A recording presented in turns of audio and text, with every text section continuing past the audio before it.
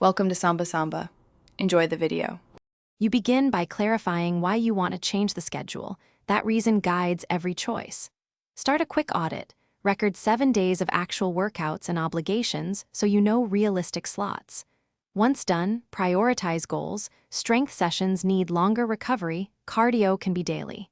Make sure to map fixed commitments first, then block 0. 5 2-hour windows for training. This practical baseline prevents overreach and makes the next steps decisive rather than wishful. Now you build the weekly framework that matches your audit. Select frequency, 3 sessions if constrained, 4-5 to progress faster, then distribute intensity so hard days are followed by easy or rest. Once scheduled, assign session types: full body strength, focused cardio, mobility, or skill work, alternate muscle groups to allow recovery.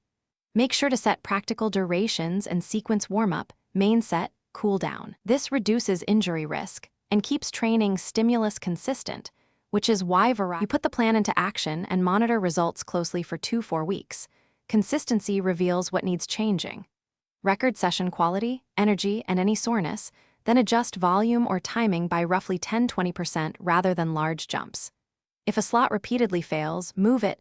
Consistency beats ideal scheduling. Finally, one key troubleshooting tip.